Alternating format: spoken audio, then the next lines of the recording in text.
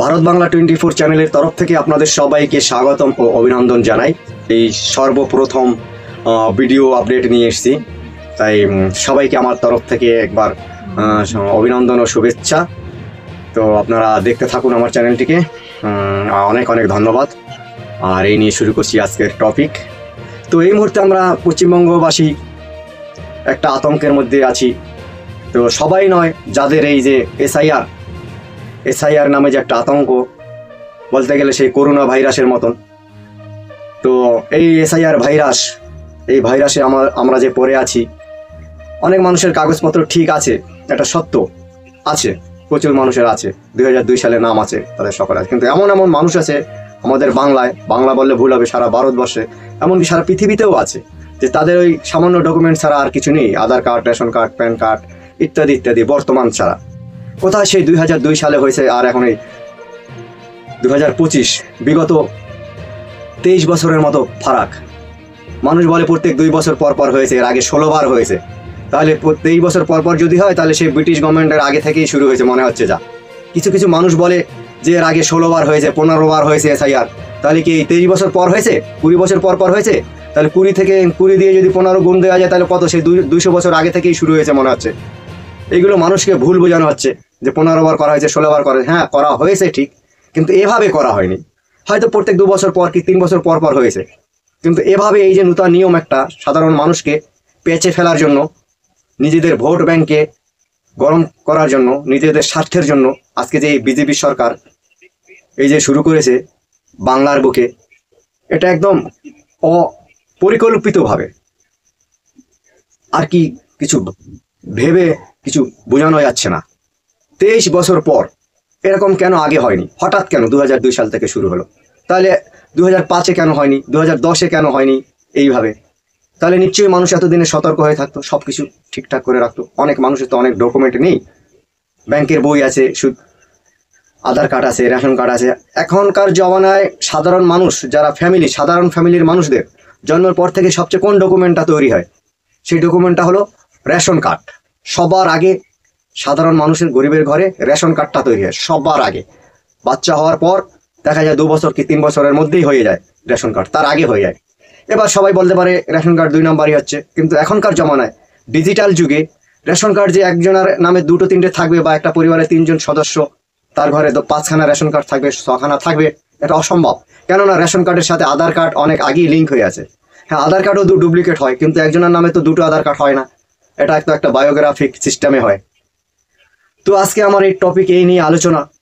যদি একটা ঘরে 2টো রেশন কার্ডের জায়গায় 4টে থাকে, কিন্তু সেই 4টে রেশন কার্ডের সাথে তো আগে আধার কার্ড লিঙ্ক হয়ে আছে, যেহেতু 2 নম্বর রেশন কার্ড তো আউট হয়ে গিয়েছে, এতদিনে নেই। এবং আধার কার্ড এক ব্যক্তির নামে 2টো হয় না, তার ফিঙ্গারপ্রিন্ট আছে, চোখের নিশানা আছে, সবকিছু নিয়ে আধার কার্ড তৈরি হয়।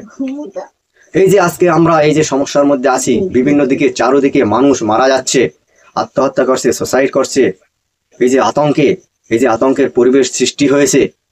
এই যে আজকে বিগত সেই 4 তারিখ থেকে আজকে কত 9 তারিখের মতো, যে 5 দিন হয়ে গেল, কত মানুষ না মারা গিয়েছে। তার আগে থেকেই মানুষ মারা যাচ্ছে, শুনেই হার্ট অ্যাটাক হচ্ছে, স্ট্রোক হচ্ছে, কারো হৃদরোগ আছে, রোগ বেড়ে যাচ্ছে। এইসব শুনে, আতঙ্কিত কথা শুনে, এইসব সিস্টেম শুনে, আজকে আমরা যাদেরকে নির্বাচিত করেছি, তারাই আজকে আমাদের নির্বাচিত করছে।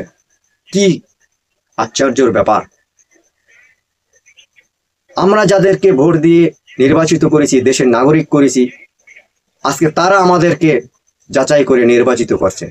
অনেক মানুষের আছে, অনেক ডকুমেন্ট নেই, অনেক সমস্যা আছে। কত মানুষ যে নিজের ধর্ম পরিবর্তন করে এক ধর্ম থেকে আরেক ধর্ম, হিন্দু ধর্ম থেকে মুসলিম ধর্ম নিয়েছে, মুসলিম ধর্ম থেকে হিন্দু ধর্ম এসছে। কত মানুষ এই 23 বছরে, কত মানুষ যে নিজের স্থান পরিবর্তন করেছে, ধর্ম পরিবর্তন করেছে, জাত পরিবর্তন করেছে, তারা কোথায় যাবে? কত অনাথ আশ্রম আছে, অনাথ আশ্রমের শিশুরা কোথায় যাবে? যারা বড় হয়েছে আজকে, যাদের 18 বছর বয়স আছে, 22 বছর, যারা লাখ লাখ মানুষ আছে অনাথ আশ্রমে বড় হয়েছে, যাদের 23 বছর, 40 বছর, 20 বছর বয়স হয়ে আছে, 30 বছর বয়স হয়ে আছে, কিন্তু তারা অনাথ আশ্রমে মানুষ হয়েছে। তাদের বাবা মার ডকুমেন্ট কোথায় পাবে? তাদের নিয়ে কি কোনো চিন্তা ভাবনা করেছে বিজেপি সরকার? কিচ্ছু করেনি। একটা সিস্টেম বের করে দিল, ওই সিস্টেমের মধ্যে সাধারণ মানুষগুলো বাদ যাবে, নিজস্ব ব্যক্তিগতগুলো থেকে যাবে ভোটের কারণে। কিন্তু কোনোদিন ক্ষমতা আসতে পারবে না, এটা চ্যালেঞ্জ বিজেপি গভর্নমেন্ট ওয়েস্ট বেঙ্গলে। এই যে আজকে অনাথ আশ্রমে কত মানুষ হয়েছে, কত ছেলে পেলে যাদের বয়স 30 বছর, 35 বছর, 40 বছর, কেউ 18 বছর, ভোট নূতন হবে, আইডেন্টি কার্ড নূতন হবে, তারা কোথায় যাবে আজকে? তারা কোথায় যাবে 2002 সালের প্রুফ? আজকে তোমরা আমাদেরকে আইডেন্টিফাই করছো, আজকে দেশটাকে মানে ভারত নামটা কেটে বিজেপি দেশ করা হয়েছে। এটা নাম হবে একদিন বিজেপি দেশ, ইন্ডিয়া বাদ দিয়ে বিজেপি হবে। যাই হোক দর্শক বিন্দু, যদি চ্যানেলটাকে ভালো লেগে থাকে তবে লাইক আর সাবস্ক্রাইব করে দেবেন আপনারা। আরও ভিডিও নিয়ে আসবো আমি। তবে সবাইকে একটা রিকোয়েস্ট, কেউ আত্মহত্যা করবেন না, কেউ সুসাইড করবেন না, শান্ত থাকুন, দেখুন কি হয়। আত্মহত্যা করে কি লাভ, জীবনটা চলে যাবে, কিন্তু পরবর্তীতে আপনার যে ছেলে মেয়ে আছে ইত্যাদি ইত্যাদি, তারা তো আরও সমস্যায় পড়বে। আপনি হয়তো আত্মহত্যা করছেন, চলে গেলেন, আতঙ্কিত হচ্ছেন, চলে গেলেন, সমস্যা আপনার শেষ। কিন্তু পরবর্তী জেনারেশনের জন্য একবার চিন্তা ভাবনা করুন। সবাই শান্ত থাকুন এবং যার যে উপর আল্লাহ আছে, ঈশ্বর আছে, ভগবান আছে, গড আছে, আল্লাহ আছে, সবাই প্রার্থনা করুন এই যে আতঙ্ক থেকে মুক্তি পাওয়ার জন্য, আর একে অপরকে সাহায্য করুন। এটাই হলো নিয়ম। এখানে কোনো জাতপাত দেখলে হবে না, সবাই শান্তিতে থাকার চেষ্টা করুন, এটাই আমার রিকোয়েস্ট। আত্মহত্যা করে কি হবে, আপনি হয়তো চলে যাবেন, কিন্তু আপনার যে ছেলে মেয়ে আছে, পাশে যারা আছে, তাদের তো অসুবিধা হবে। তো এই বলে আমি আমার বক্তব্য শেষ করছি।